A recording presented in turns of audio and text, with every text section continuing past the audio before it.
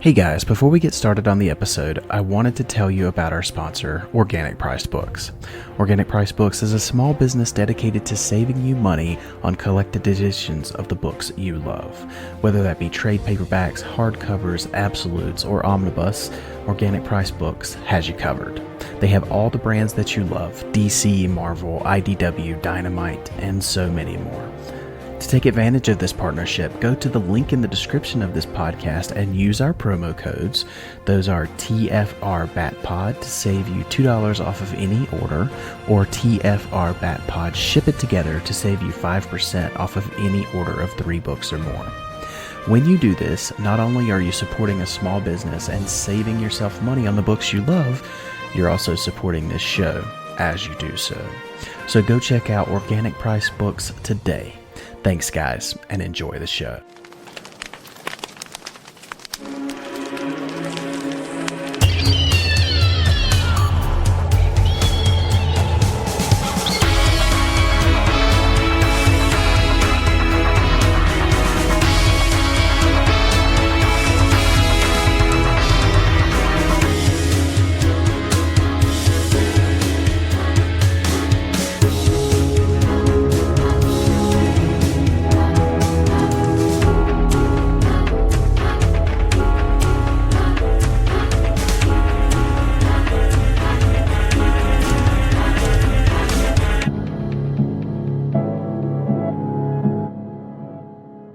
Welcome, citizens of Gotham, to The Fire Rises, a Batman podcast focusing on all things The Dark Knight and his world. If you'd like to connect with the show, you can find us on Facebook, Instagram, and X at tfrbatpod.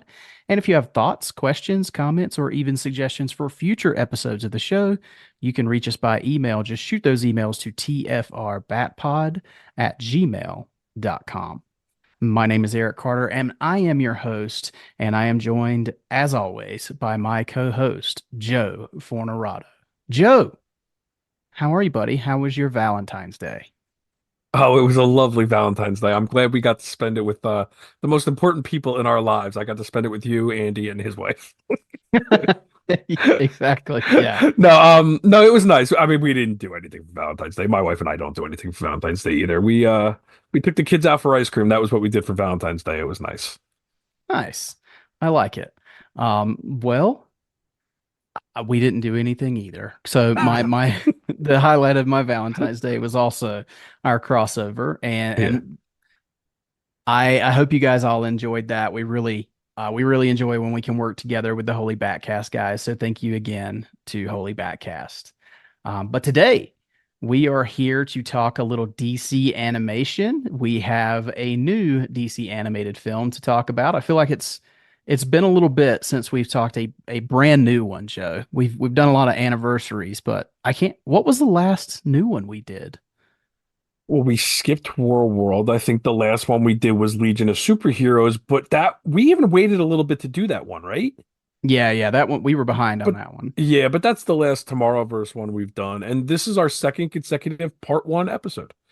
Different version of a part one. You know, last week we did Oh, part one in the title that's for true. the crossover, and this week, yeah, it's another part one. But no, it's I think we've covered. Did we only cover did we even cover Beware My Power? I don't remember. No, I don't think so. No, I think so. We did Legion the of bat. Superheroes. We did Long Halloween. Okay. I know we did Legion of Superheroes. Is that the Is that only ones it? we've done? Maybe. I don't Yeah, think because we've the done other Man of ones Tomorrow. predate the show. Like Yeah. The Justice Society one, World War II, that predates our show. So the other ones obviously do. Um, wow, yeah, that's all we've done. I didn't even realize that. Yeah. Well, I mean, this one's a biggie. I mean, it is. And without any more preamble, today we're covering the brand new DC animated film Justice League Crisis on Infinite Earths, Part One. So it's a huge 3-part event this year. I think this is the first time that DC Animation's ever done that with like a huge event all in one year, and Hmm. that's the slate of your animated movies for that year. So I think that's pretty cool, and also bringing an end to the Tomorrowverse, which we're gonna get into thoughts on that as well because I have some thoughts. Yeah, Um, this seems like it's gonna be like almost like a Tomorrowverse recap episode as well, with everything that takes place in this part one of a movie. Um, and is Watchmen supposed to be this year? oh, I think so. That's it though, Maybe. right? It's just Watchmen and then this three-parter? Yes. Yeah, I believe that's right. Okay. And we did not know this was a three-parter until I want to say right before this one was like we got a trailer. I think they announced it as part one, but we didn't know it was part one of three. Right. And Yeah. and And it I'm does say Watchmen is a 2024 movie, the yeah, animated film, we but just haven't heard any information. I'm assuming it comes after these three parts. well, see, So what's maybe weird it's about that is so this one, part one released in January. So we have part two coming in the midsummer, I believe, it sometime in says the summer. mid-year. Yeah, there's Yeah. no date for it yet. And then the part three is listed for fall. Yeah. So maybe they'll squeeze Watchmen in right there at Christmas time or something like that. I'm not Yeah, I sure. don't know. I was actually kind of surprised that we have to wait as long as we do for part two. I was hoping it was going to be a lot sooner, but we still don't even have a date yet. So who knows? Oh, And I gotta say, the fact that it's a part one of three, and this thing is one of the longer animated films we've got. It's like an hour and 27 minutes. No, it's an hour and 32 minutes. yes, but it has like 10 or more minutes of credits. I don't So think so. so when I was That's watching it just a little while ago, when the movie ended, there was still, and I think I told you this the first time I watched it, there was a big chunk of time left at the end. maybe it depends what streaming service you watch it on because I feel like it was only an hour and 29 minutes when I was watching it before. So I don't know. Maybe. Yeah, but without further ado, let's go ahead and get into it. So Justice League Crisis on Infinite Earths, Part 1.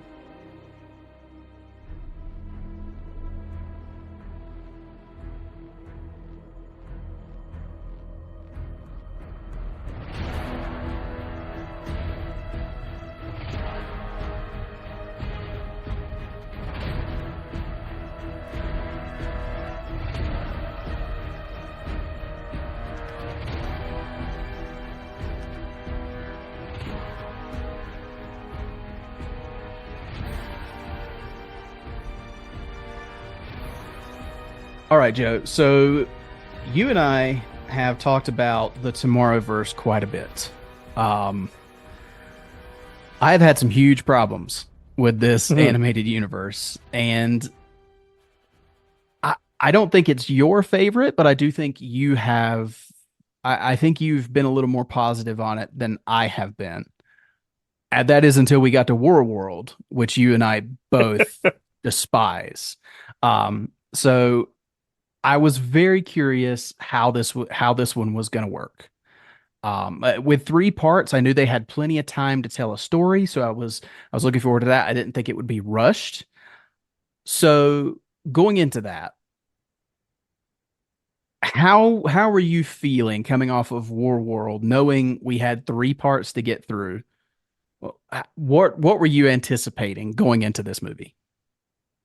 Well, first off, not to, throw you under the bus here, but I did just check it. It is an hour and 30 minutes before the credits roll.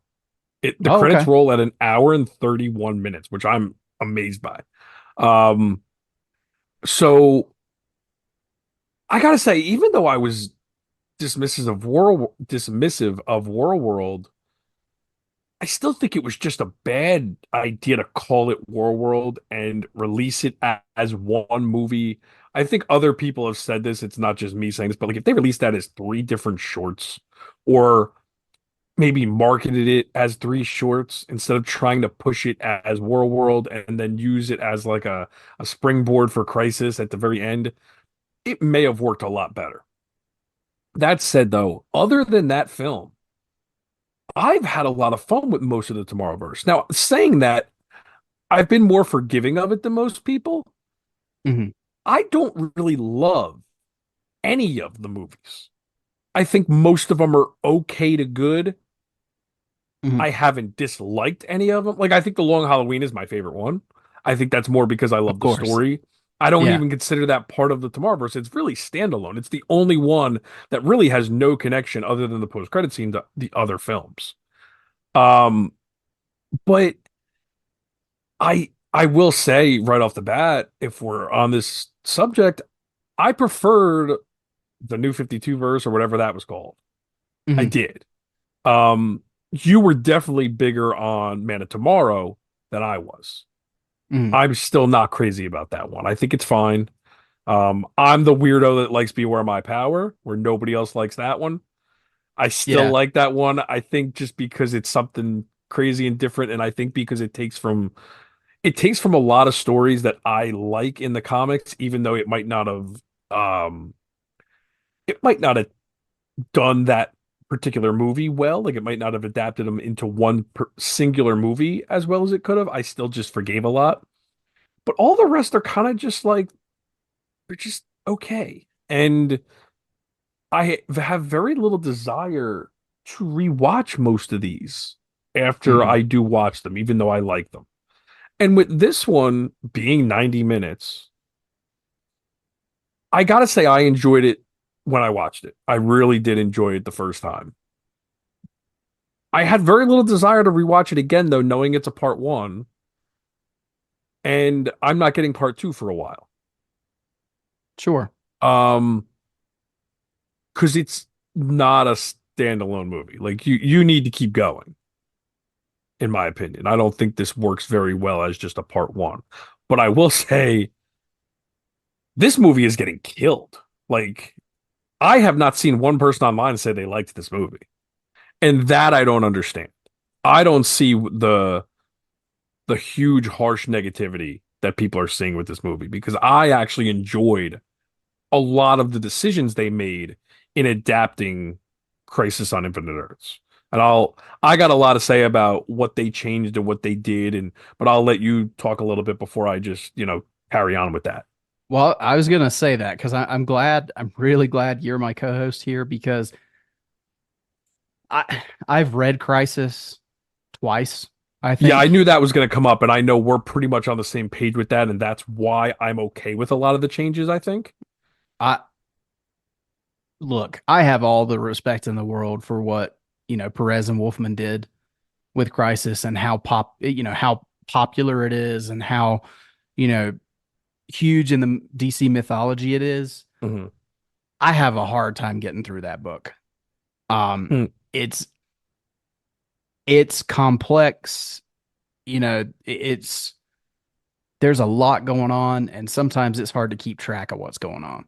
It's a Um, 12 issue story too, and each yeah. issue is, I think, a longer issue. I don't think it's 24 pages. I think they're almost 40-page issues and wordy issues. And listen, I think the story itself is great. It's Mhm. the reading it is a toll and it takes a toll on you.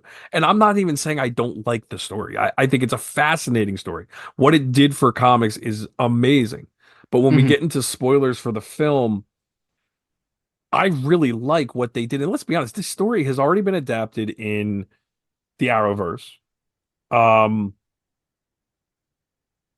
I mean, I didn't want a page for page adaptation of that movie. I mean of that book. I wanted something different. And I think there are things that this movie does that I don't particularly care for, but there are some things that I really love. And I don't know if you want to get into spoilers yet or if you want to wait.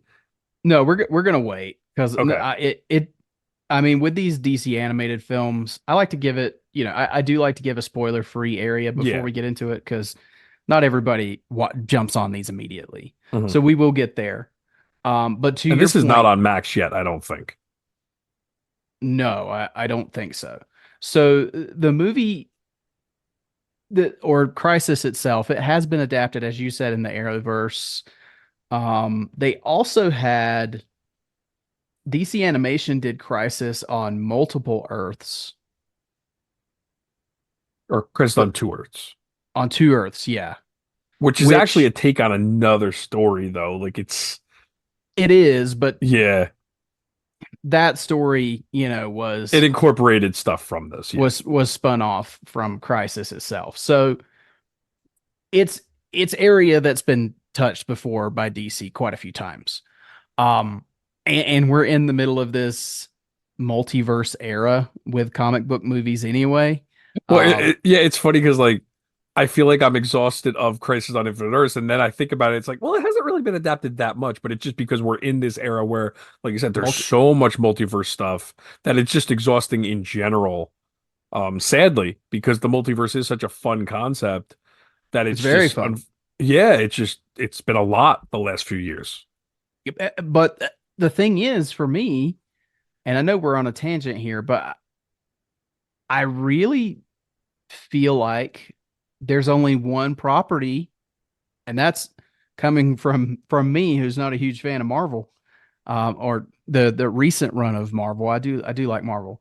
Um, Spider-Man: No Way Home, I think, has done the multiverse the best, and I think is the most successful project with multiverse, and everything else is honestly getting a little nerve-wracking to have so much of it all the time. Multiverse, Mhm. multiverse, multiverse.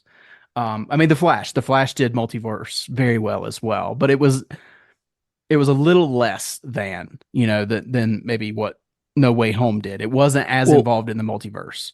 and here might be a hot take, and I love the Flash movie. My least Mhm. favorite part of the Flash is the um what the heck is the something bowl? Chronoball. The Chrono Ball. Because I don't need that in that movie. I feel like it was just extra stuff that has really no context in the film. Mhm. And I like the Michael Keaton part of the multiverse and the Mhm. Supergirl, like that part of the multiverse I really loved. But the Chrono Bowl to me, and I'm not even talking about the effects and all that crap, that doesn't mean anything to me.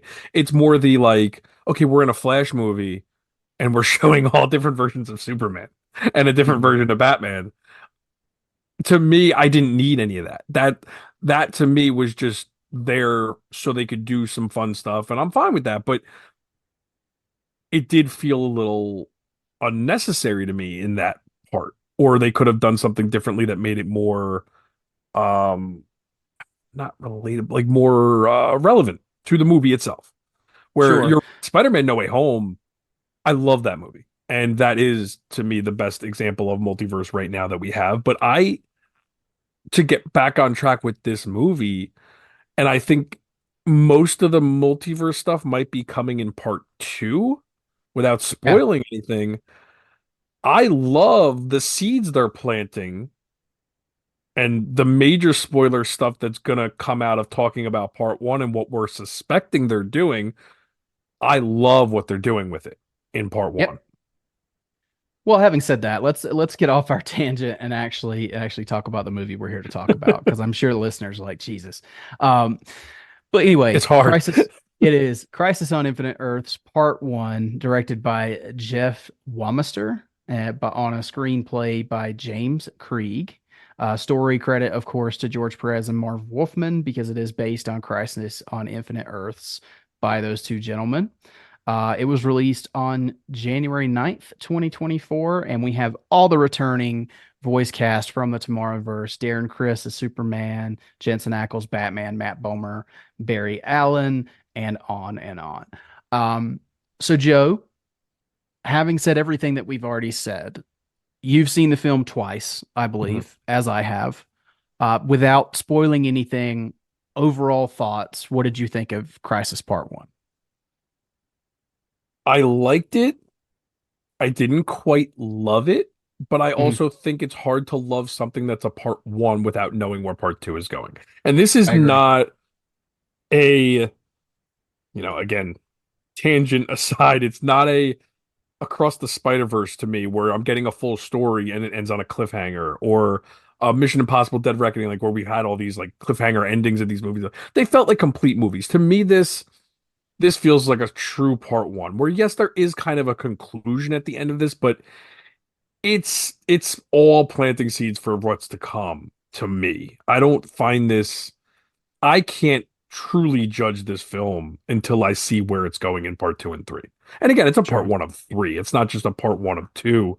Um, it's very similar to me, like The Long Halloween. Like part one is not a complete story of The Long Halloween. You're getting the whole movie. You need part two to get the whole story. Sure. But that aside, the things that I didn't like about it, I want to see where they're going before I judge why it was done. Or some of the things where I'm like, okay, you're really taking your time here and you're doing things that I might not be crazy about. And I mean, I don't know, is it a spoiler to talk about Amazo? I mean, No, he I don't plays think a so. He's in the trailers. I'll be honest with you, as much as you might be multiversed out, I'm Amazo'd out. I don't know why that is, but I feel like Amazo is like the go-to easy villain if you want the Justice League to fail or to have trouble. Mhm. And I just don't care about Amazo anymore. And I don't know, like it's not like we've gotten a ton of them. I just whenever I see him, I'm like, ah, here's Amazo again. Like, how are we gonna fight Amazo? Because he can do everything we can do. And I don't know. I just feel like it's very uninteresting at this point to see Amazo. Now, the things they decided to do with Amazo, I get. It was Mhm. just I felt like I wanted to get away from Amazo more than I wanted to care about Amazo. Um, Sure. and I don't want to get too much into it until we get over the spoiler wall. But that aside, like that might be like one of my biggest nitpicks in the movie is that whole side story with that. Um, but the Flash stuff is really good.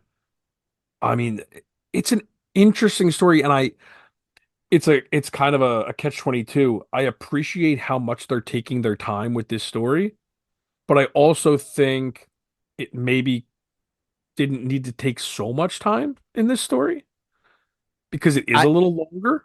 I have a theory on that. Yeah, I want to know where it's going, and that's the hard part. Is because I mean, like I said, an hour and 30 minutes for a part one of three, when usually these are at the most an hour and 20. Well, they've been getting Um, longer. they have been. I think the longest we've got is like an hour and 25. But Mhm. again, it's nitpicking and it's semantics at that point to complain about like an extra 5-10 minutes. But it's hard. It really is hard to talk about it. One, without spoilers, and two, without knowing all the time they were taking in between stuff that might not have seemed important. We don't know where they're going with it. And I Sure. think that stuff might come back and be very important.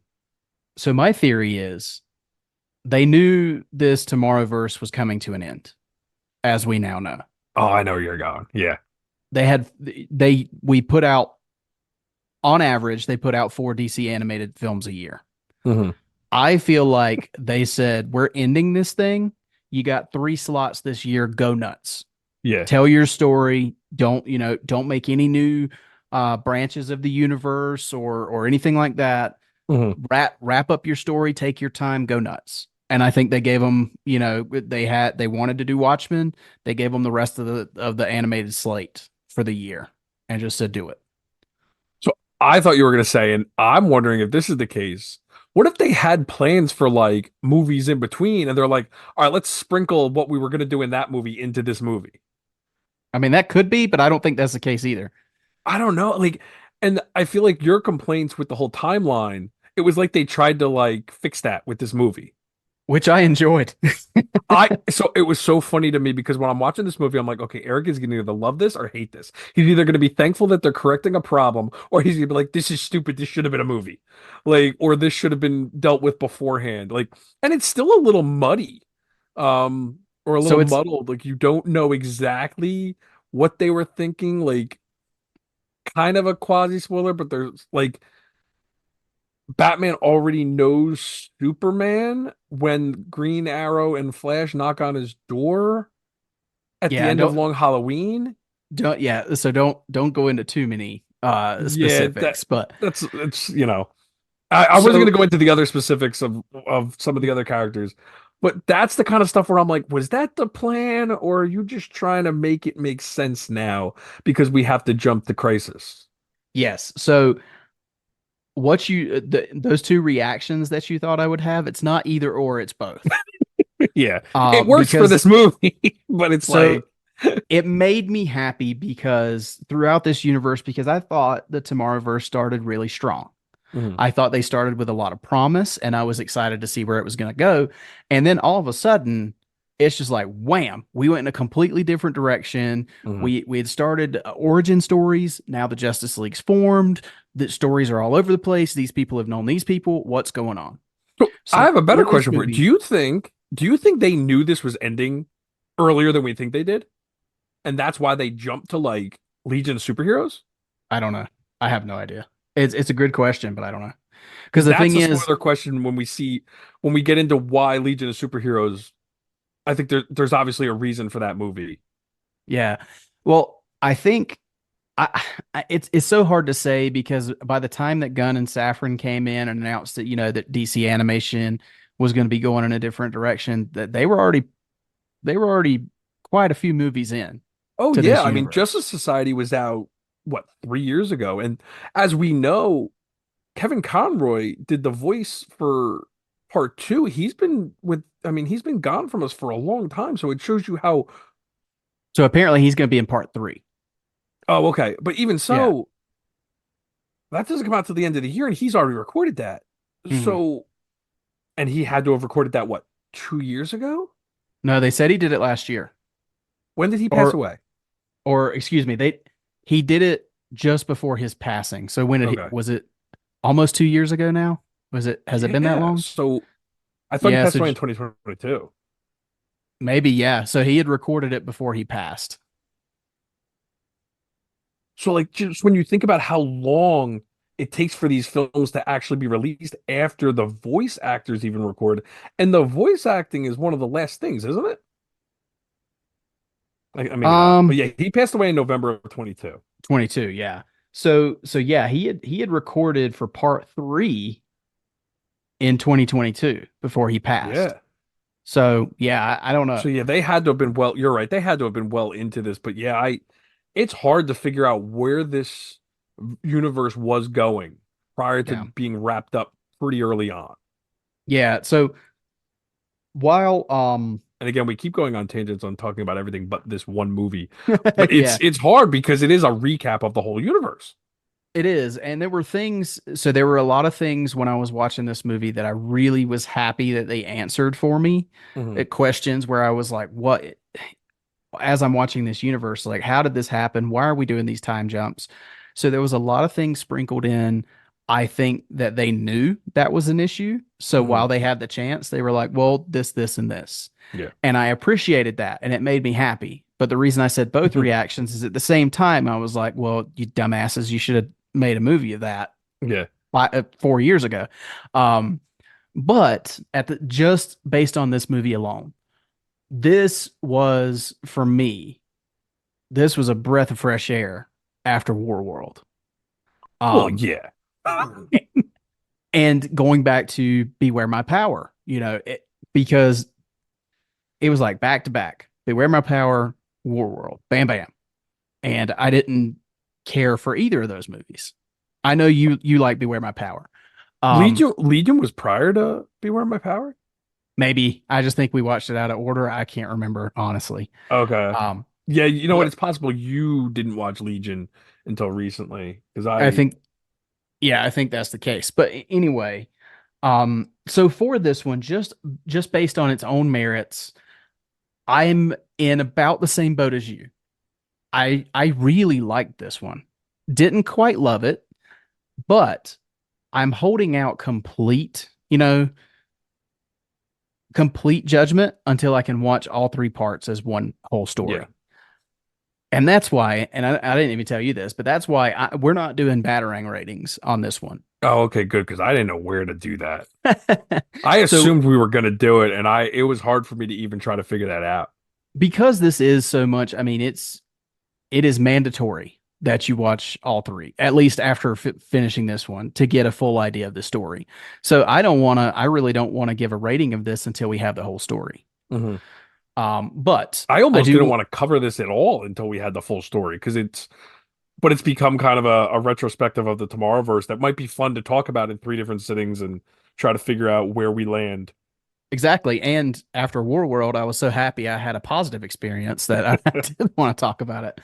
But yeah, same things that are huge positives for the rest of the Tomorrowverse. Voice acting is great. Um, I feel like Jensen Ackles mastered his Batman voice in Hmm. this film. I thought he did really well. It seems like he's Of almost doing a different take on it too, other than Long Halloween. Like he might have been trying something different I think in so. in each movie, like purposely. Yeah. Darren Criss is a great Superman. Matt Bomer, I think voice talent wise, outside of Rosenbaum, might be my favorite animated Flash at this point, so Hmm. far as voice. Um, I think it had good action for an animated film, and the story made sense. So it was a good, yeah. There was a few parts where I had to get used to the jumping back and forth in time to Hmm. try to get a grip on where I was and what was going on. I do think they did some retcons in this, like you said with the whole Superman thing. Yeah. But overall, I got a lot of enjoyment out of this, and Mhm. that was great for a Tomorrowverse movie. And again, like we're in the minority here. I've seen a lot of hate spewed at this movie, saying it's one of the worst. People couldn't even get through it, and I'm not seeing that. I don't, unless it's people that are holding. Listen, I like Crisis on Infinite Earths. I really do. I have the book. I have the hardcover. I've read it multiple times. I'm just open to changes to things like that, and they do take a lot of liberties. This is a loose adaptation.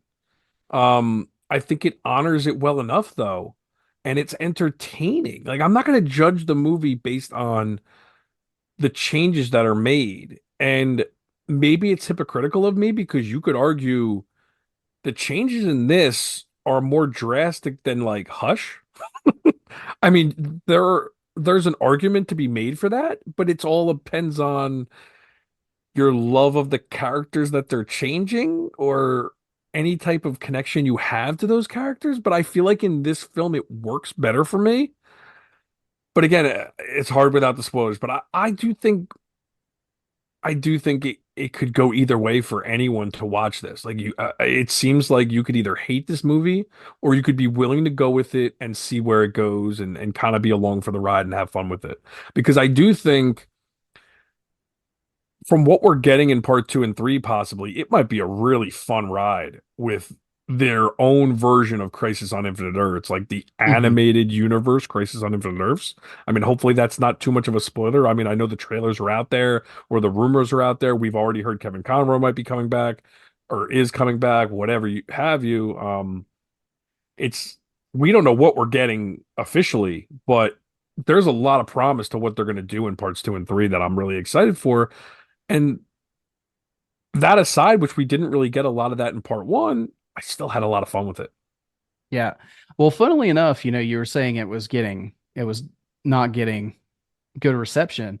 So in the complete inverse of most DC films, so it's critically, it's been very well received. Um, so I mean, like IGN, Screen Rant, several Hmm. outlets have given it really good reviews. It seems It's the like audience. it's the audience that's not crazy about it, which is It seems like so the weird. comic fans are the ones that are not liking it. Yeah. And maybe it's just people are fed up with the Tomorrowverse. Like maybe they weren't I invested think that's a big enough. part of it. War World might have really soured some people, Hmm. um, which is possible, and I get it. But yeah, let's let's go maybe get over the wall and get into this thing. Yeah. Yeah. So if you haven't seen part one of Crisis on Infinite Earths, make sure you go watch it and then come back because we are going to get into some spoilers here. So this is your final warning. Go check out the film and then come back to the episode. But Joe, let's talk about it. So I think the biggest part of this story that I love is how Flash and Iris centric this is. Because 100%. Yes. straight through the movie, the focal point with everything going on, the antimatter wall that's sweeping across and destroying worlds. There's all these different Earths that we're hopping around to. Um, I love that this is, for all intents and purposes, this is a Flash movie. Yeah, it feels almost like a Flashpoint. Like they market it as a Justice League movie, but it's Mm. a Flash movie. And I love when Flash gets the forefront. It seems like they're scared to make a Flash movie because we have not gotten a Flash movie, but we've An gotten animated film, yeah. Flash movies titled as Justice League movies. Mhm. Like Flashpoint was titled Justice League Flashpoint Paradox, not The Flash, Flashpoint, or Flashpoint. Same thing with this. I mean, granted, it is Justice League Crisis on Infinite Earths, but this Flash is the main character in this film, and it's hard for me to talk about this right off the bat. I wanted to go right into the fact that they're totally setting up the fact that the Justice League Dark, um, oh crap, what the hell was the name of the movie? The Apocalypse War. finale, Apocalypse War, that caused this. You're getting that, right? That's not me imagining this. Okay. Yeah, you've got Constantine, who is he's the guide. He's guiding And Flash through this world, or through this and crisis. and maybe it's blasphemy. I love the fact that Constantine is pariah. Is that who it is, right? Basically, yeah. Is that the character's name though in the book, Pariah? I think so. I'm probably, and people are gonna You've be read like, Crisis more than I well, have. that's the irony of it is I'm gonna say, I love the book, and then people are gonna be like, well, you can't even get the damn character's name right, so how much could you really love the book? Um, Yes, because Supergirl is Harbinger. which again, those are the two changes that I'm sure people hated. But I think it works so well because I think that's one of my nitpicks of Crisis on Infinite Earths is our main character, Pariah, is introduced in the movie or in the book. And we don't know anything about this character. He's just, I have to, I've been punished and I have to do all this stuff and I have to be punished for my sins and I have to see every world die. That's my punishment. I love the fact that it's Constantine in this and Mm. he's being punished for what happened at the end of Apocalypse War. That's I think that's great. And I'm surprised that it wasn't like confirmed throughout this movie. It was still just only hinted at throughout the whole movie. Yeah, yeah. So I think it's something they're definitely going to expand on. But Yeah. I'm with you. I As soon as I knew that was Constantine, I honestly didn't put it together with the whole Apocalypse War thing. I just figured, hey, they were using Constantine. I didn't put it together until you just said it a few minutes ago. Oh, really? So yeah, I picked up on that really early and he even says to Flash, "You're a part of this too. Mm. You played a big part in this." And then he says something about like the Speed Force still has their reins on you and they'll let you say your goodbyes before they take you, that kind of thing. So that's where I'm like, oh, like the end of Well, Apocalypse War so is that was the Spectre Constantine. Yes. at the end. Um, Spectre said that. that is where I'm getting the Apocalypse War tie-ins is because Constantine is the one that tells Flash, you got to change this. Hmm. And it created the Tomorrowverse. And now here we are, and now that's where we're gonna get this whole, you know, Infinite Earths saga with different animated universes. And the rumors of like we're gonna get like the 90s animated universe with the Justice League and Conroy's Batman, and we might even get a Batman Beyond cameo or something. I think you said he was in a trailer. I didn't see the trailer with him in it. Or was he Yeah, in a so picture or something? he popped up. Yeah, and I can't remember where it was, but he did pop up in a trailer or a still, something like that. But Yeah. I would not be surprised at this point because I feel like with the length of the movie and the fact that it's three parts, I Yeah. think they're going to go crazy Yeah, with this part two and three. Which, hey, at this point, go for it. exactly. I'm loving the seeds they're planting. And Yeah. because I do have such an affinity for the new 52 animated universe, um, and I love Apocalypse War. I think that's a great end to that universe. Yeah, And it really did good. start this. I love that there's going to be repercussions for that. And I think that's really fun to tell this story because of that, a way to tie the two universes in together. And it's a way to get Constantine and Flash to be the main characters here, and there's a lot of fun that Mm, can come out of that. And yeah, like you said, Supergirl being Harbinger in this, that's the one that might be a little iffy for me. But again, I don't care about Harbinger as a character, and I'm sorry. Again, comics blasphemy, but I don't care about Harbinger as a character. But I care about Supergirl because I know Supergirl, and mhm. I can relate to that character because we saw her in a movie and we Well, and can that's go what I was going to forward with say is that. that's what I was going to say as well, because with a universe with a lot of blunders so far, I think it was smart to use a character already established to put Hmm. her in that role. Hmm. Because we had the Legion movie, so Yeah. we've got an association with that character, so a user. So I thought it was an appropriate use. But going back to what I was saying, I think outside of all the multiversal shenanigans and trying to stop the antimatter wall, the fact that we kept checking in with Barry and Iris, and you're I'm sorry I basically branched off from that from you. no, that's okay. Um, and one of the things I loved about this is because Flash didn't get his own movie in Hmm. this universe. So you go back, and even though it's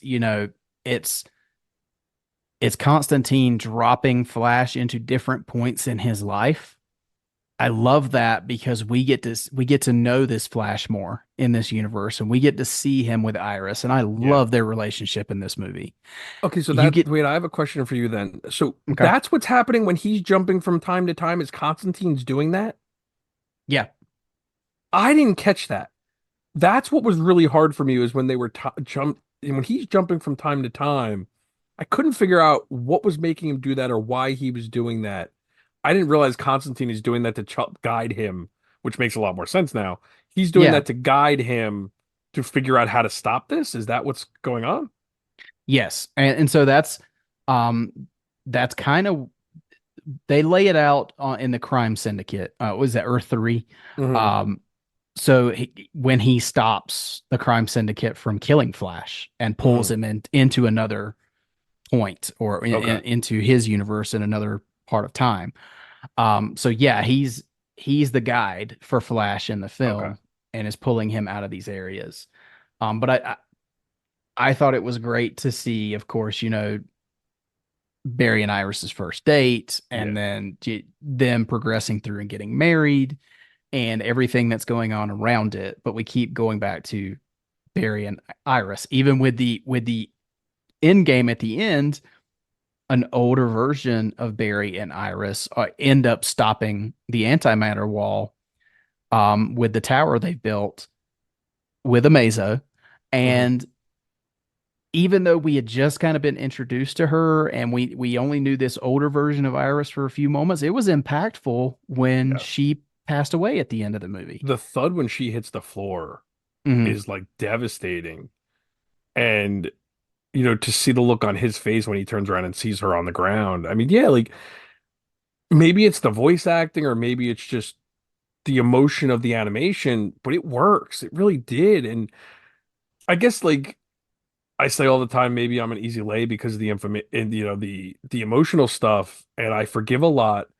But if you're giving me emotion and you're getting me with an emotional connection, I can't say your movie's bad. Like No, yeah, I will forgive things. I'm not going to say it's the best movie ever just because of that, but I'll forgive a lot if I get emotion. Kind of like how I say a lot where like sometimes people forgive a lot if they're laughing or they're having a good time. I'm more on the emotional side where if you can mm, get me somehow emotionally, that means you struck a chord with me and I'm invested. You're doing something right. And I think that's harder than just going for the easy laugh or any of that kind of stuff. I embrace that more. well, very similarly, there's that moment with Batman where because in this movie is where he discovers Robin, and he discovers he has a daughter in Helena Wayne on another in another universe. Yeah, that was surprising to see that. And that's a good honor of the original book because that's a big part in the book is the Robin from, Yeah, I guess it's Earth 2 in the book or Earth, it might even be Earth 1 in the book. I don't remember. Um, but the the Earths get moment really muddled. but the moment where Batman thinks they're all going to die, Hmm. and he has that kind of emotional farewell with them, even though he just met them. I thought that was a good moment. But That's the moment where Jensen Ackles sounds very different than he does in The Long Halloween to me. yeah, yeah, which I intentionally so I think because he's Hmm. dropping his guard a Absolutely. little bit. Yes. Yeah. Um, but there's the moments, there's just tiny moments in here that I love. There's the moment of introducing Dick Grayson. Hmm. He's a kid who Bruce has taken in because of the death at the circus. And I love that Barry Allen in this universe is the one that convinces him, you know, We you should probably should take keep him in. you should keep him, or you should take him in. Um, and then I think that's even further, which I think they're going to go into in the next two movies. I think that's even further cemented with this relationship that he builds very briefly with Robin and Huntress at the Monitor satellite. Yeah, I wonder if that's a Um, paradox where like he's debating it and then somehow now he takes Robin in because he knows he does take Robin in kind of thing. Was I that have no possible? idea. Could be. That's where the Yeah. time stuff really messes with me. But also, Yeah. I love that, just stupid stuff. Barry, oh, go play with Wally. He's down in the basement playing video games. Like, go introduce Mhm. yourself to Wally, and like that's how Dick and Wally meet in and Yeah. they have like a huge friendship going forward with the Teen Titans and all that. Like that stuff is really great. Um, I do think the Only upsetting that timeline. we'll never see it. Yeah, well, hey, we're gonna get some stuff in the second one, Yeah, true. Um, that's the one that where the timeline is iffy for me though, is does he meet I've never been crazy about Batman meeting the Justice League prior to meeting Robin. I feel like that's weird. Okay. I don't know why. I've always pictured him being a loner completely until Robin and then meeting the Justice League after. But I don't think I've also, ever thought about it. that's always I actually like the BVS timeline of like he doesn't meet superhero beings for a long time after he's been in Gotham. Mm. For whatever reason, that's just always the way I've thought of it. But also, so he knows about. I'm trying to think now how this threw me off in the movie. So when Robin introduced himself to Bruce Mhm. at the tower wherever they are, the where the The Monitor satellite. gathers them all, he knows about Dick Grayson and Tony Zuko. Mhm. He's already taken Robin in at that point. He's Yes. just not Robin yet, correct? Right, because that's the version of Batman that has just taken in Dick Grayson that we see in the Okay. film. So that means that between the long Halloween and this movie, he's taken in Robin. I mean, he's taken in Dick Grayson. Again, another thing that's happened off screen. Right. Yes. But in the film, because they set it up, because they do a lot of course correcting in this movie with the little moments that we've Mhm. missed. They set it up that all this is happening right after the long Halloween because it Yes. picks up after the post credit scene. So yeah, So that means that. So does that mean that he met Robin before the post-credit scene? no. So he's already he apparently he met, the who would become the Justice League. They weren't the Justice League yet because Mhm. that happens in the film. They become the Justice That's League. where it jumps around on time a Yeah. lot, and it's confusing because I'm like, okay, so he knows Superman already somehow, even though we've never seen them meet before. Right. And that's when they bring Superman to the Batcave, or to Wayne Manor.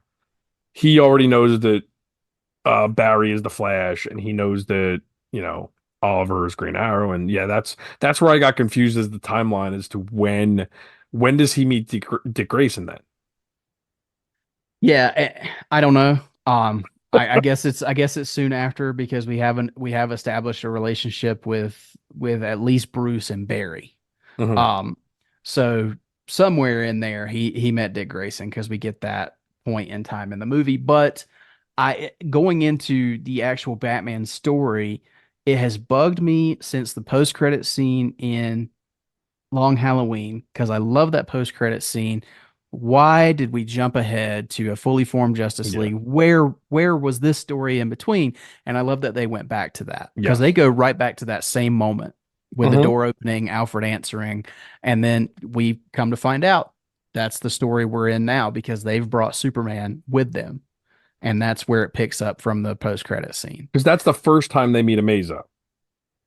Yes, after that, And then they meet Amazo again for a second meeting with Lex Luthor and all that kind of stuff. That's the when the second. at the press conference where they form the Justice League. Yes. Yes. So sometime between those two meetings is when he brings into Grayson, I'm assuming. Yes. Yeah. That's the way I took it. But that is one of my nitpicks of the movie. It's a little hard to follow the time jumps Mhm. because And you really I have to pay spent attention. way too much time trying to figure it out. It's not really that important, but it's interesting. I like trying to figure that stuff out, and I'm not good at following it for the most part. Yeah. Um, but anyway, that's not the basis of the movie. It's just something fun that I knew watching it that I'm like, okay, Eric is either going to hate this or love this because this was his biggest criticism of the whole universe. And I love that it's like kind of both. Like, yeah, I'm happy that we got some of those things filled in, but I wish we would have gotten, more of it. So, what is your take on Amazo? So I'm glad you because that was the next thing I wanted to talk about. So I get what you're saying because I'm a little amazoed out as well. However, I like the spin that they put on Amazo here because he just wasn't Yes. a mindless, take over your powers and defeat the Justice League. Um, at I don't know if you can really use this phrase for an android, but at heart, he Mhm. wanted to do good because Professor Ivo had created him to do good, and Lex Luthor had, of course, corrupted Yes. him. But I love that the whole time he doesn't want to do it. He's fighting the Hmm. programming that Lex has put into him from draining all of these superheroes of their powers on the pretense that it's going to help other people, but in actuality, it's all for Lex, of course. Yeah. Um, but yeah, as tired as the Amazo thing is, I was kind of glad to see a fresh spin on Amazo, and I really liked that on this alternate Earth, Amazo is a key part in helping this older Barry Allen save the multiverse Hmm. for now, because we know this isn't the Yeah. end. But no, But I agree with that. I like all the additions to Amazo more mhm, than the Amazo weapon that we've come to know in the comics. I like the fact that, he's there at the end with Barry mhm, and trying to, help Barry solve the problem and save the world. And I like all that stuff. And the way Professor Ivo basically tricks him to make sure he understands this is what your programming actually is. Don't believe Luther. I love that part. Like that's the heart of of the story.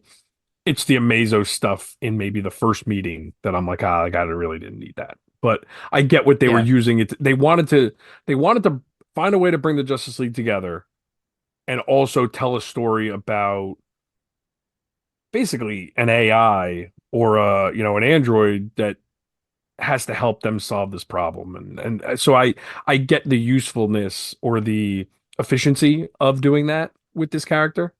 mhm, But I couldn't help but just get a little annoyed with the Amazo name, I guess, more than anything. But this is sure. definitely a very different interpretation of Amazo. Yeah, and the fact that you have, Professor Ivo sacrificing himself there is a Hmm. pretty impactful Yeah, moment too, absolutely. especially when, Amazo basically shuts down after it because of Hmm. his sacrifice. So, Yeah. yeah, it's a pretty cool moment. Um, I will say I think I expected more surprise appearances in this one. You don't get much. Like, I mean, you get another Earth's Superman. You get a couple of different versions of Barry. Um, and then some scattered, heroes here and there, but you don't get a lot of real like, wow, look who showed up moments, I don't think, in That's a this one. good point. Yeah, I will say one of my other big nitpicks is can you make this two Supermen look a little bit different? They looked really similar. Like the belt buckle was different. Um, And they're they both look Darren Chris. yeah, like they could have put the gray hair on the one like in the book. Like that wouldn't have been too hard just to make him look a little different. Um, Now I'm assuming is that the Superman from Justice Society, World War II? I That's don't how know. I took it. I haven't seen that movie in a while, but I'm pretty sure there was a Superman that was just a reporter at the time. And I want to say Maybe. he was close with Wonder Woman. I think that's who that was. That's one that I really have been meaning to rewatch. Again, that's one that I liked a lot of that movie. And then it gets to the point with the Aquaman stuff that I got annoyed, and that's where I kind of lost me a little bit. Like there was always something about these movies that kind of was like, ah, like I wish they did that differently or what. But that I remember liking that movie a lot. Yeah, yeah, I did like that one as well. Okay, so I'm just looking here. It says he's Superman of Earth 2, um, which looks like it's more wartime World War II, golden Okay. age. So that's yeah, that's probably where they're going there. Is it's Oh, the so is that so the Robin and the Helena Wayne then are from that same Earth? maybe? Yeah, I mean that's kind of cool then if that's the case. That makes sense. It's the Golden Age stuff. Yeah. And Which they didn't. that's the only reason I could come up with why we were supposed to know that he had a relationship with Wonder Woman, it seemed. And that's where I took that is I'm pretty sure he had a relationship with Wonder Woman in that movie. Yeah, I think so. Yeah. But either way, yeah, I mean it was fun seeing another Superman. I really did like seeing the older Flash, Barry Allen with his baggy Flash costume. And especially him being so impactful. And then I mean you do see other characters, but they're mostly, I would say, secondary DC characters on the satellite. Like I said, I mean you see the Question, Yeah, he gets a big role. That was the one I was thinking of. you see people like Amazing that. Man or Mr. Amazing? I don't even know who that is. Yeah, I was lost on that one.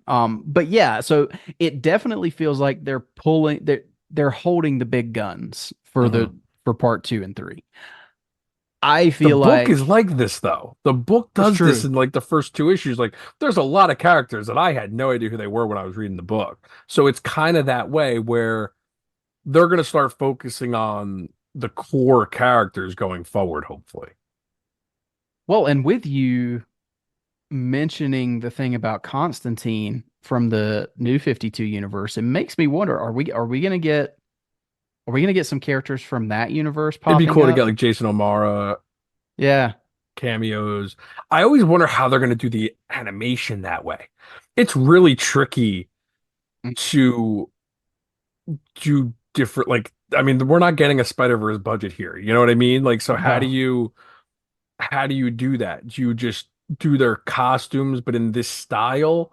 I think they'll get as close as they can without, Yeah. And I'm stretching it. fine with that. Like I'm not even criticizing it. I'm just excited to see how they do it and if they do it because I think that would be a lot of fun. It's kind of like every time I talk about this stuff though it is kind of spoilery, but it's been a while. So if you haven't seen it, whatever. It's the what was it the ah, crap, what was the movie? Was it Teen Titans Go versus Teen Titans?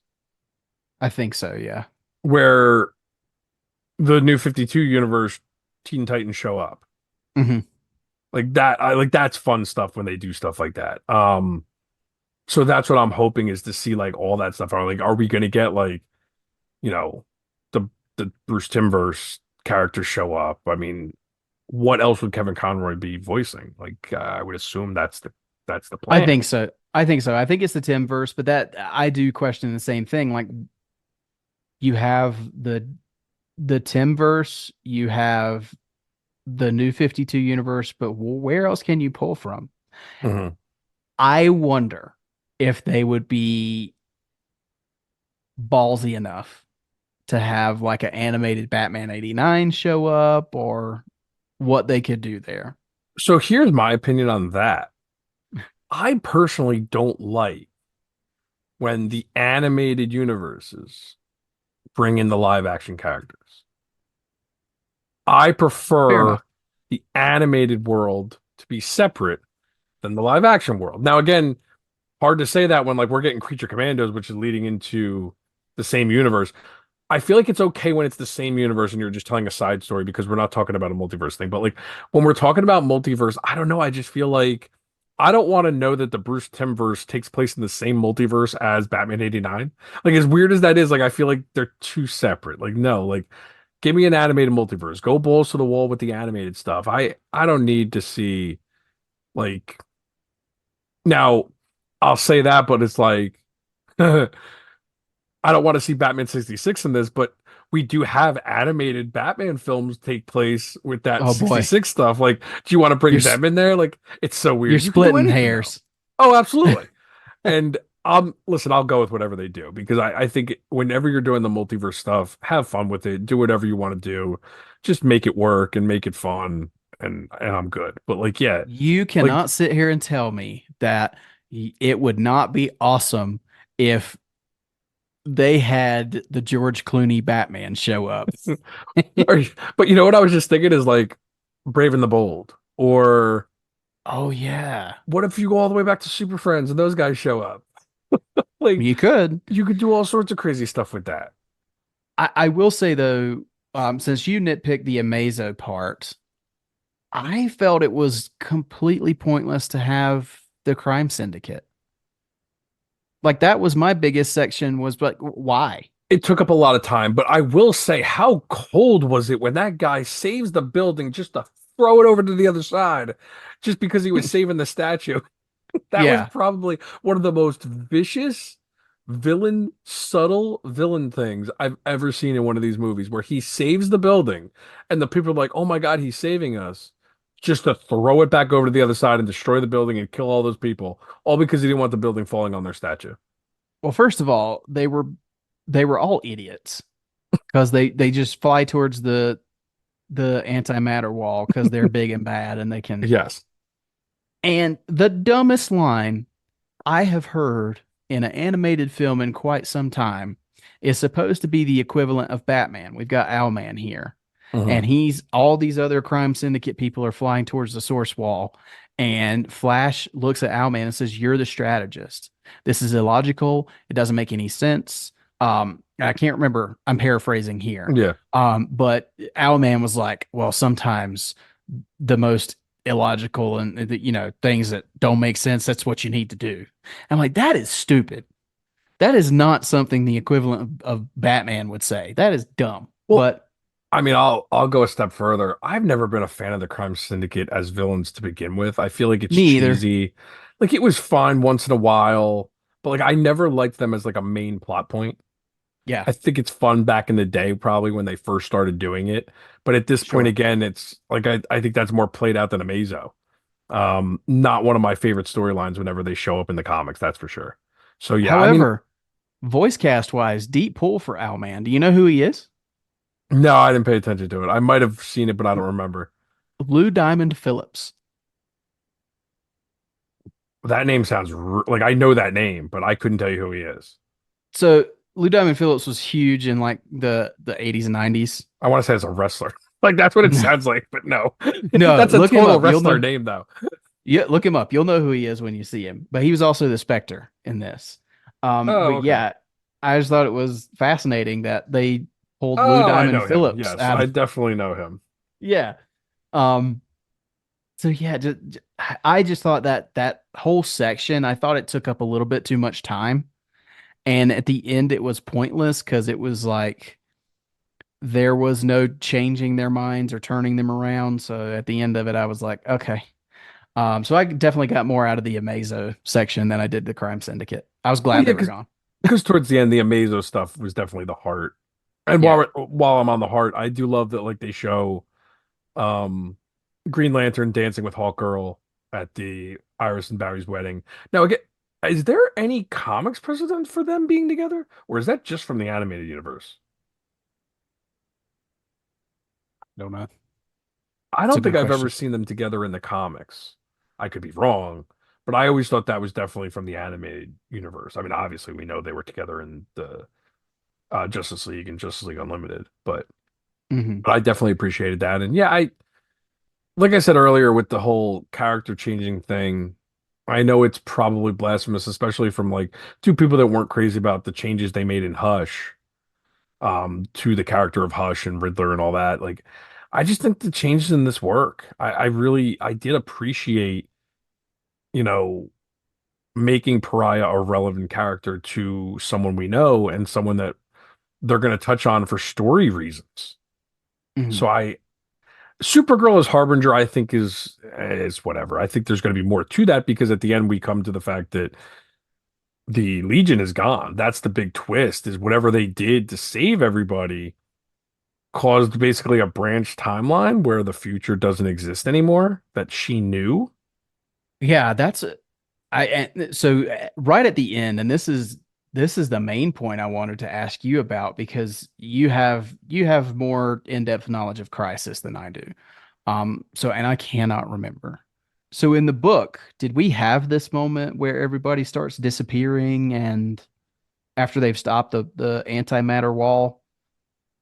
From what I remember in the book, they don't stop the antimatter wall this early. See, It and just that's what I was. destroys a bunch of Earths. Like they don't ever stop the antimatter wall, if I remember correctly. The Earths Well, just see, keep getting destroyed. and I hate this. I hate that this is where my mind went. But when the people on the satellite start, disappearing into dust, um, Yeah. the first thing that came to my mind is, I don't want to go, Mr. Stark. I It's just, funny how we all go back to Infinity War. Like that was the only movie that ever did that, people disappearing in dust. It's funny. I was just watching the Super Mario Brothers movie from 1992 or 93, whatever the hell that was.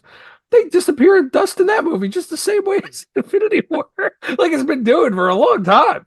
So like it's just funny how we always go right to that. And it's done so much in movies where like people just turn to dust when they disappear like that. Um, yeah, I guess it's just like one key moment where it yeah. starts happening all over the place. It just Yeah. that it's the first thing that popped into my mind. Mhm. And maybe it's because that's because it was done so well in Infinity War. Mhm. Um, but yeah, it's just like But I no, don't know if I don't remember anything like that in the book other than okay. Barry disappearing when he's going back to warn Bruce. Hmm. Um, a la BVS is what that was honoring Right. in BVS. But he literally is disappearing in in Crisis. That's how like the first issue of it's either the first or second issue. I'm pretty sure the first issue, where that's happening, where Barry's trying to warn people of what's going on, and Bruce has that image, and Bruce is trying to figure out what the heck is going on, and a lot of that. Sure. But yeah, from what I remember, the Earths do die in Crisis. That's the whole point, is it goes down to one Earth. But in the beginning, like I don't remember them ever stopping. It's been so long. I don't even remember what the point of the towers was in the book. I guess it was to stop the antimatter wave, but even coming further than that, excuse me, I didn't really realize that till today. They don't even realize this is the anti-monitor. The monitor thinks this is like a non A natural what occurrence. a Yeah. natural occurrence. He doesn't believe it's an actual um self-aware being that is doing this, Hmm. which I found interesting. Like why hide that? But again, we don't see the anti-monitor in the books for a while too. Well, Um I I think thought they there was tease him. I thought there was a good tease there though, because when the wave starts to speed up, Mhm. that's that conversation between Batman and the Yes. Monitor. Yeah, how is this possible? Yeah, how's this possible? Because Monitor thinks it's a natural occurrence. So Mhm. I think that was a good tease for we're going to meet the anti-Monitor either Yeah. in, I'd assume in part two. Yeah. But yeah, what did you think of the cliffhanger ending aside from the comparisons to Infinity War or whatever? What did you think of did it intrigue you for what's going forward? Because up until that point, you're almost like, okay, we've got I mean, if you take all that out, like It's a with pretty Barry complete dis ending. yeah, with Barry disappearing and then the other people starting to disappear, you've almost got a complete film there. Yeah, and which is even weirder to say for us that like we can't judge this movie until we get a part two and three, because this does technically have like a conclusion and then a cliffhanger past it. Hmm. So it's not totally without a beginning, middle, and end, but we know they're planting so many seeds going forward that we want to see how they pay off. And I also think, and this might be crazy, but I was expecting them all to die. I was not expecting that antimatter wave to not do anything. And I thought it'd be pretty ballsy to just kill them all off because in the book, you see these worlds die. And that's honestly what I expected. I really expected to see our heroes die, and I wanted to know where they would go after that. If most of the characters that we've come to know really were dead now or Well, vanished, whatever you want to yeah, call because it. I mean, you see worlds destroyed, but the only one with any association you have is the Crime Syndicate world. Yes, we don't see any of the worlds that we know destroyed. Um, we see the Legion destroyed, that's it. But that's not an Earth, that's a future. Hmm. So that's not an Earth being destroyed from the antimatter wave. That's something completely different that they've created now by stopping the antimatter wave. And if you know anything about Crisis, the antimatter wave can't be stopped necessarily this early because that kind of defeats the purpose of the antimonitor. So I don't know where they're going now. Which is a I good don't, thing, though. yes, Um, absolutely. They're doing their own thing. yeah. So maybe going forward, it's not going to be all about stopping the antimatter wave. It's going to be stopping the anti-monitor, which again, the book does that too. I mean, that's, the death of Supergirl and all that is when they go to confront the anti-monitor and do all that.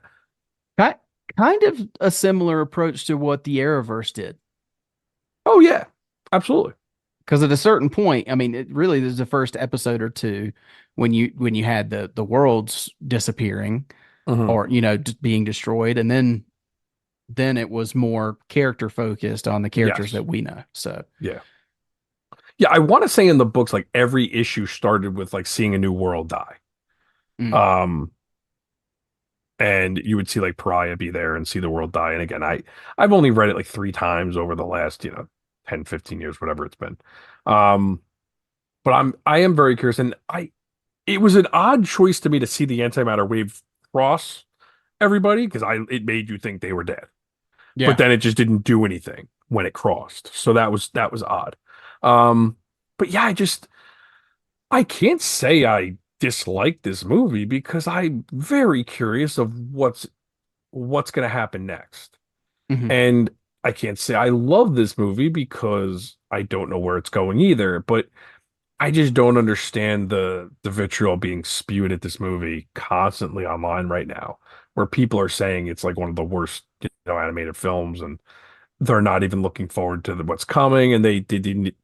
Some people had trouble finishing it, and I don't know. Maybe it is because we're not super connected to the comic, and I know I'm kind of repeating myself over and over again with that, but I And don't see, see anything in this that is that terrible. and I guess I just haven't paid much attention because I haven't seen all of this, which Hmm. better off for me. But Yeah. yeah, I enjoyed it. So, but let's go ahead and wrap it up there, Joe, because I think we've said all we can say Hmm. without talking in circles. So, Hmm. final thoughts though, not absolutely final because we're going to get through the next two parts this year, and then we'll kind of give an overall capper to the whole thing once we've got all three films. But just this one, part one, give me some final thoughts on Crisis. I mean, I've pretty much said what I needed to say. I liked the movie. I enjoyed the time I spent with it. I am really looking forward to where it's going because I think it is doing its own thing, which I appreciate. I appreciated the changes it made. None of the changes it made bothered me in the least. I think they were for the better. Um, and going forward, as far as the full story of the antimatter wave and the anti-monitor, there's a lot that they can do with that. And that's the stuff that really intrigues me. But it's also hard because until I get part two, I don't think I'm going to revisit this. Like, it's not something that I have any desire to revisit until I know where it's going. And who knows what I'm going to feel after watching part two. I might feel the same way and say, hey, I got to wait for part three. Like, I Mhm. need to know the whole story here before I can judge it. But I do recommend watching it. And listen, if you're not dying to watch it, wait till part two comes out. So at least you have a little bit more of the story if you want. But I think if you hated this, I mean, what would make you even try to watch part two? I don't know. I Yeah. think who knows? There's a lot. You have no idea where this movie's going that could really, even if you're not into this, the stuff that could come with the other animated universes could buy you in, So Mhm. it's hard. It really is hard to judge just knowing that it's part one of three, not just part one of two, because Mhm. there's so much that they can do now and to kind of get people in or maybe piss more people off with depending on what they do. But I just think it's going to be fun. And whatever they do doesn't ruin anything we had before it. It's just if you don't like it, you don't Right. like it, and it doesn't have to even count, you know? But I really, my favorite takeaway from this is that they're making the end of the Apocalypse War a factor. I love that because I love that they're creating a um repercussions for the decision they made to Mhm. basically end that universe in a literal sense in the, creator's room and in a, story sense in the movie. So I that's my favorite part. And I think that's worth checking out just to see how they tie that in together. Yeah, and having not put that together until you mentioned it, I mean, I agree with that. That's fascinating to me. But kind of to cap it off for me, I was so thrilled that this one was one that I jumped into with a lot of hesitation and actually came out enjoying. I think it's a good fun time with a DC animated film, which is good to have again. I didn't love it, but again, I really liked it, and that's not bad. So what excites me the most is putting the entire story together and knowing that we get, because we're not going to get many films in the DC or Marvel or comic book films in the theater this year. Um, so knowing we have, a three-part story in a world that we love coming, and there's lots of potential for surprises and things like that. I do think it was a good way to kick off this three-part event. So I'm excited for where it's going. And I'm like you. I don't think I'll revisit this one again until part two is ready to come. Not because I didn't enjoy it, but I just don't think, there's a lot of need because I'm going to want to see the rest. So, yeah, looking forward to part two and part three. But this was a big improvement for me for the Tomorrowverse from the last several films we've had. All right, Joe. Well, we'll wrap it up there on Crisis Part One. But we're not quite ready to leave you guys yet. We do have an email, so we'll go ahead and get into that. And this is from our buddy Lee Ankrit. And Lee says that the subject is low budget success. He says, "Hi guys, hope you're well. With the excellent reception and reviews of Godzilla Minus One, somehow produced on a meager budget of 10 to 15 million, do you think it is possible for any kind of comic book movie to be as well received in the modern blockbuster era if made on a similar budget? Do you think that there are lessons that can be learned and brought into the superhero world? If you were in charge and given a $15 million budget to make some form of live action media, what would you do? How would you spend that money? Cheers, Lee." Lee, this is a really good question. I sent this one over to Joe just as soon as I got it. First of all, I'm just excited that you gave me an excuse to talk about Godzilla Minus One. Um, but second, it's just really great questions. So, Joe, what do you think? Do you think this can translate a 10 to 15 million dollar budget into superhero movies? And do you think there are lessons that can be learned from the superhero world? Yes and yes. First of all, yeah, Lee, thanks for the question. And we both loved Godzilla Minus One, so yeah, So an excuse good. to talk about that. But first of all, the general audience does not know how much money these movies cost. We know how much Godzilla Minus One cost. We still can't believe how little it costs. Yeah. Um, First, yeah, like there's no reason that you can't do this with a superhero movie. You don't need to spend. I mean, some of the most successful superhero franchises are the Netflix Marvel shows. And they can't be very expensive. They're character developing and they're action, but they're not, huge CGI heavy and whatever. But I mean, when you look at something like Godzilla Minus One, it's amazing what they were able to do CGI wise with that budget. And listen, if I was in charge, one, I would not be a director. I'd be the producer, and I'd hire the guy that did Godzilla Minus One, and I'd say, go make a superhero movie with this money and make it last because that guy should get all the the praise in the world for doing that. I mean, I would love to say, you got to make it small and you got to make it, character driven and use as little of CGI as possible and low action. You watch Godzilla Minus One and there is not a lack of CGI. There is not a lack of action. Yes, it is a character driven movie, but it does not feel small in the least. So, if people are able to do that with that budget, there's no excuse as to why a superhero movie can't be made on a smaller budget. And plus, you don't even have to go 15 million. Some of these movies are 200 million. Cut it down to 60 million. Like you can you can do all sorts of different stories that way too. It'd be an excuse to be a little bit more um, you know, ambitious, like and try different things instead of just doing the same old bigger and bigger and bigger. Try something different and make it work. And it doesn't have to be this huge success if it's only 10, $15 million budget. So I think it would create more interesting storytelling if they were forced to do stuff like that. I mean, it's crazy that we live in a world where 90 million is considered a low budget superhero movie.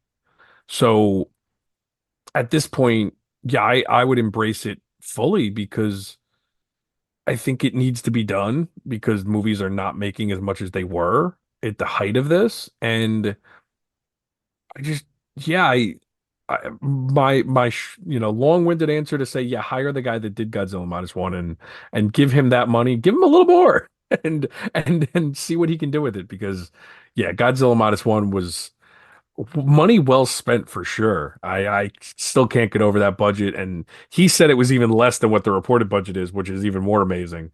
So when he said that, I took it as, oh, he must have used more money. I didn't believe Eric when Eric told me that actually. When I think the budget was reported at 15, right, Eric? That was originally the reported budget, and he Correct. Yeah. said, I wish it was 15, and I thought he meant it as he he was given or like I thought the producers were saying they wish it was that because it was actually more, and I would have believed that. But no, it was less, which is just crazy. So really, really good question, Lee. It was fine. Uh, so first of all, I was stunned by what they were able to do with the budget they had for Godzilla minus one. That movie is my favorite movie of 2023. I thought it was phenomenal. And the effects that they did in the film looked great. And the thing is, they used it sparingly enough that they didn't have to have a $200 million budget, which they wouldn't have given him anyway, because Toho doesn't work that way. I think there are lessons to be learned. The only thing, and Joe, you can comment on this and offer your opinion. I don't know if it's possible to do a superhero movie in America at this cost. Because a lot of it is that the CGI companies, first of all, they're way too high in demand. They're overworked. They don't have time to do it, and we see that over and over again on the screen Uh, sometimes. Um, so the prices go up because of the demand. So that's one of the problems I see because there's not a lot of movies coming out of Japan that are effects driven as much as like a Godzilla minus one. So they don't have the demand with the cost. So it, I don't, I think there's lessons to be learned, and I definitely think all these studios should be looking at these budgets and cutting them. I just don't know if it's possible to get one at this budget. and yeah, that's where like you know more about this stuff than I do because you're right. Like when you think about it logically, and I'm just thinking about like, oh, you should be able to do that. But you're right. We have rom-coms that are made for like 40, 50 million.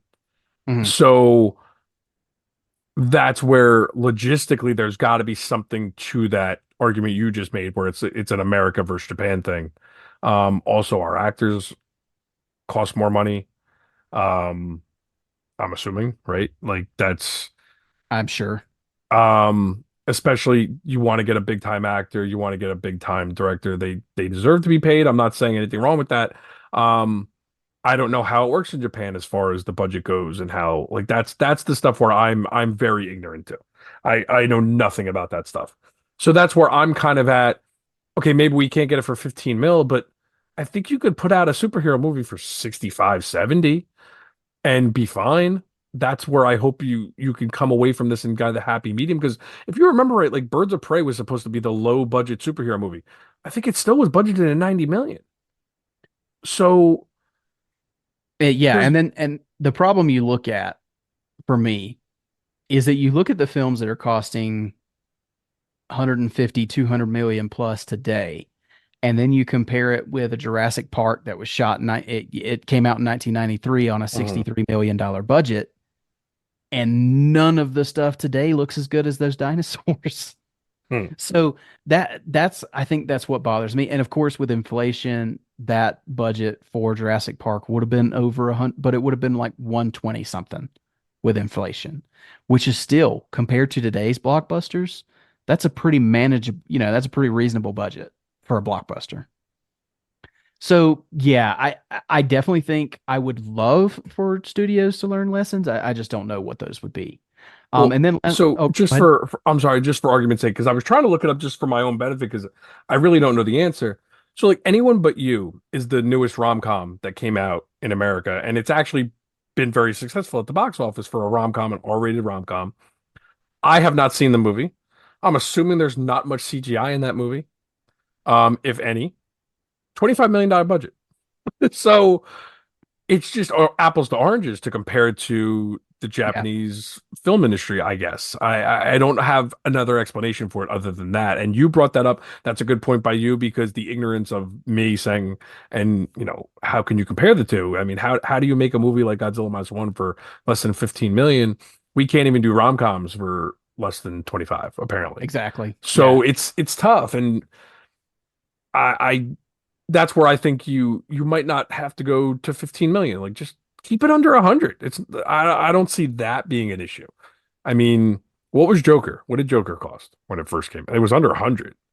Oh, it was well It was under low. It 100. was like 50 or 60, right? Joker, First let's Joker. see. I'm sure they got a bigger budget for the second one because that's what they do. So But Joker was 55 to 70 million, somewhere in that yeah, range. okay. Um, but again, you can do it. You can find a way to at least cut down on the budgets. And Yeah, I think DC learned that higher horror directors, they get the most out of their budgets, it seems. efficiency. And Between yeah. now there's a lesson to learn. Choose your directors wisely because the crazy thing about Godzilla Minus One is the director of the film, he's a VFX specialist. Mhm. So right there, you're ahead of the game. Yeah. So yeah, but there's lessons you can learn. But getting to Lee's second question here, if you were in charge and given a $15 million budget to make some form of live action media, what would you do and how would you spend the money, Joe? Um I could tell you in Hollywood, I'd go broke. yeah, I wouldn't I would not know what to do. I really wouldn't. I mean, honestly, if it were me, I think choices with the movie aside, I think the Batman is the way to go. I know their budget inflated because of COVID and stuff, but a street level blockbuster, I think is the way to go if you're trying to do a lower budget. Keep it, you know, film on location, film uh, you know, put everything on camera. I mean, look at Oppenheimer had a pretty low budget. So like you're making these big blockbusters as long as you're keeping, you have to keep that budget in mind when you're planning it. And again, I don't know enough about it to have that much of an opinion on what I would do. But I think you have to start smaller and create something that is character driven, create something that is, a little bit more intimate. Try to do it with the maybe the smaller characters first. Like everyone always, and I'm not even crazy about this character to begin with. Like I don't know enough about him, but everyone keeps saying they want a question movie. I think that's where you go with these lower budget films is take one of those characters. Maybe don't hire a huge actor that's going to inflate the budget either. Just hope you can make a movie that, can entice people and keep that budget low and come up with a good script and a good story before you worry about the the size of the film and hope that don't rely on just the DC name or the Marvel name to sell your film. Rely on a trailer, rely on a story that's going to grip people. And I think that's the only thing you could really do at this point and just try to plan accordingly. Like what is James Gunn keeps saying is we don't start filming until the script is done. That's a probably a good idea. And it should have Yeah. been the idea all along. Exactly. Lee, my answer to this question is I take that 15 million based on everything we've talked about. I'm going to Japan to make my movie. Yeah, So I'm going to go make my Nightwing movie in Japan. there you go. Get the Deathstroke rumors with is it Gareth Ennis or the Raid director? There's your example right there. Is like it seemed Sure. like they were looking into stuff like that at one point because that's another movie that, was a huge action movie made in Japan. I think it was made in Japan and low budget and it was a huge success. Yep. Awesome. Well, thank you so much, Lee. I don't know. Me and Joe skim the surface of knowledge on this stuff, but not super in depth. So I hope that was a reasonable banter there for you for that question. But I did enjoy the Mhm. question because you gave us an excuse to talk about Godzilla. And I'll So, correct myself. So it was Gareth Evans and it was an Indonesian action thriller. So okay, I gotcha. don't like I said, I don't know enough about this stuff, but I don't want to be incorrect either and be spreading false information. But that only had a $1.1 million budget. Jeez. Like, could you imagine? Jeez. All Yeah. right. Well, thanks again, Lee, and I think that's a good place to stop the episode. So Joe, this was a lot of fun. It was good to talk about a Tomorrowverse movie that we actually enjoyed again. So thank you for joining me. And if there's anything you want to plug, where can everybody find you out there on social media? You guys can find me on Twitter, Instagram, and Letterboxd as jforn11, and you can find me on Facebook as Joe Fornarato, Fornarotto. And yeah, this was fun to talk about this. It's been a good run. I've had a couple of fun episodes, and we really not a lot of new stuff to talk about coming up. So hopefully we'll get some fun anniversary things out or try to come up with some fun ideas in the next couple months and get some more content. Always fun to talk on here. So thank you again. Absolutely. And yeah, guys, shoot us ideas. If there's something you'd like to hear us talk about on the show, let us know.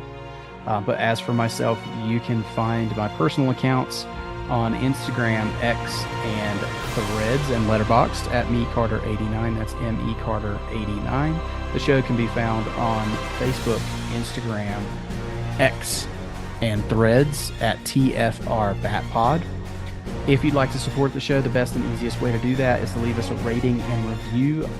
If you do leave those written reviews on Apple Podcasts, we will read those on the show. We also read your emails, so send those to tfrbatpod@gmail.com. If you're looking for another way to support us, and we don't ask that you spend any money on this show, but if you'd like to, you can go to redbubble.com and search Shop TFR, all one word, and find our awesome logos created by Justin Kowalski on all kinds of merchandise there. Our theme song was composed by Gaurav Venkateswar, and his music can be found on gvtunes.com. Make sure you go to the link in the description of this podcast and go over to Organic Priced Books. Use our promo codes there, buy yourself some books, enjoy some reading, and support this show in the process. But thank you guys so much for joining us. We can't wait to talk to you again soon. But until then, make sure you keep that bat signal lit and pointed skyward.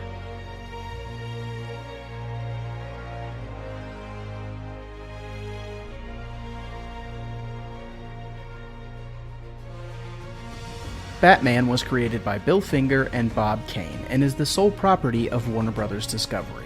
The Fire Rises, a Batman podcast, is in no way associated with DC Comics, DC Studios, or Warner Brothers Discovery. The thoughts and opinions of the participants of this show are their own and do not reflect the companies that they work for. Thank you for listening. We'll see you on the next episode.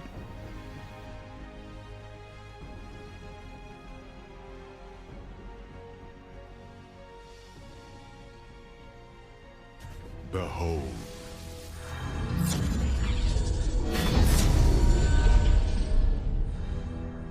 Most of you are aware that you live in a reality that runs parallel to many possible versions of your universe.